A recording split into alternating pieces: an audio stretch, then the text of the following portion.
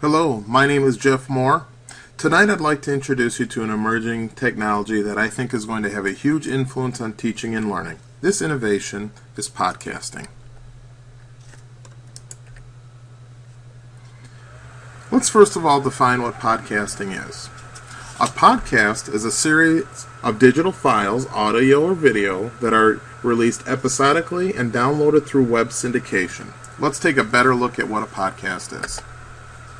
Have you ever considered brushing up your cooking skills while cruising down the interstate?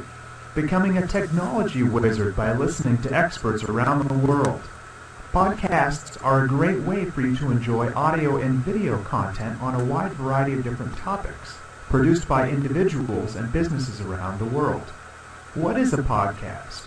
A podcast is a series of audio or video episodes that are distributed online using a feed. A podcast subscribers can either view the audio or video episodes on their computer or on a portable player. The beauty of subscribing to a podcast is that you don't need to constantly check to see if new material is available.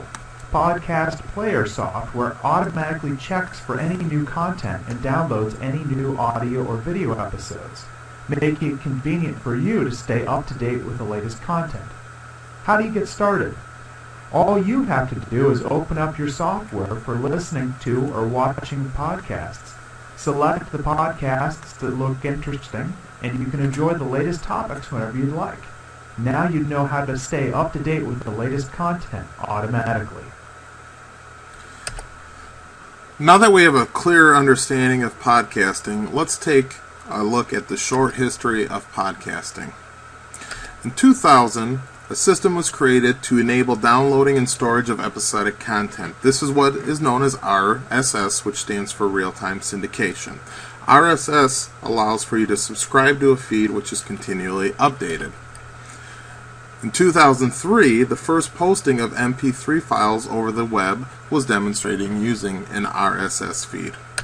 In 2004, the term podcasting was first coined, a hybrid coming from the word iPod and the word broadcast.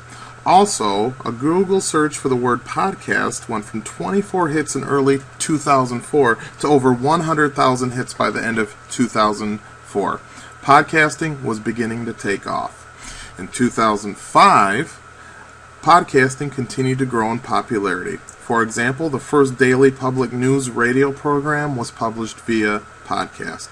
Apple also added podcasting to iTunes. There are now 10,000 podcasts available for public use. In 2005, the White House added an RSS feed for the weekly address. A Google search of the word podcast now displayed more than 100 million hits, and podcast was named Word of the Year in 2005.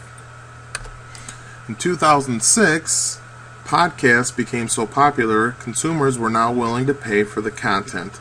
BLC Premium, a podcasting service which allowed customers to pay for subscribing to podcasts, becomes successful. In 2008, iTunes U was launched. iTunes U, also known as iTunes University, was created to manage, distribute, and control access to university educational audio and video content. Audio and video lectures from universities across the world can now be heard and seen thanks in part to podcasting. And in 2009, Adam Carolla's debut podcast gains over 250,000 subscribers within the first 24 hours, demonstrating the power and potential of the podcast medium. Who or what was instrumental in the rise of popularity of podcasting? Well, first, Apple played a tremendous role. If for anything, the phrase podcasting came from the word iPod. Furthermore, with the creation of iTunes, it allowed for an easy and popular way to access podcasts either on their computer or on their iPods or iPhones. Today, with the increasing growth of mobile devices, many are now able to access and create podcasts without the use of a computer. These are some of the major factors which have led to the growing popularity of podcasting. In our school district, we must establish a need for podcasting. Today, Students need to use technology to enhance the teaching and learning experiences. I believe podcasting is a great way to accomplish this. Secondly, podcasting provides for greater access. Learning is no longer limited to face-to-face interactions. In workplace, military, higher education, learning is many times taking place at a distance. Our schools should be a reflection of future skills they will need to acquire to become successful.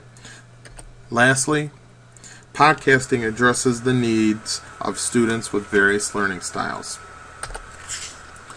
Next, I'd like to briefly talk about the pioneers who were instrumental to the growth and continuing success of podcasting. In 2004, Duke University distributed iPods to incoming freshmen and faculty for the purpose of allowing them to download and listen to lectures in addition to creating their own content.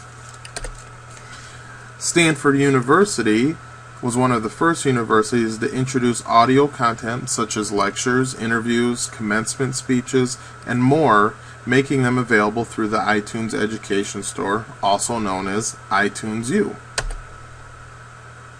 Lastly, a history teacher from Long Island, New York, created a podcast called 12 Byzantine Rulers, which today is still one of the highest ranked educational podcasts on iTunes. Thanks to these people and organizations, podcasting in education is a reality today. Though podcasting is a great tool, before we implement an innovation, we have to consider the roadblocks to successful implementation. One concern is that the belief that students will not show up to class, that podcasting encourages students to cut class. From the research studies I've read, this was not necessarily the case. As a matter of fact, podcasting enhanced learning in many cases because it was a supplement to the instructor's materials. Another concern is making sure all students have equal access to podcasting. Ensuring all students will have access to podcasting is difficult, yet necessary for successful implementation. Another concern, technical issues such as a lack of battery life on the mobile devices or sharing files are concerns as well. When dealing with technology, technical issues are always a possibility. Having a well thought out plan to limit the technical issues is critical. Lastly, a concern is copyright permissions. Determining what belongs to who is a major concern in the digital age. Using another person's work without permission can have possibly long-lasting consequences. Educating and teaching students, parents, and staff about fair and acceptable use is crucial. These are a few things we need to consider before we hastily implement podcasting in our classrooms. Now, let's talk about how podcasting is being used in classrooms across the country. In language arts, young students are using podcasting to create and write their own stories. They then publish them on the web to share via a podcast. In foreign language, podcasts are being listened to help them learn Spanish or French. Furthermore, students are working together to create a podcast to help teach others a new language. Let's take a look at this podcast in which a student teaches us how to convert a mixed number into an improper fraction.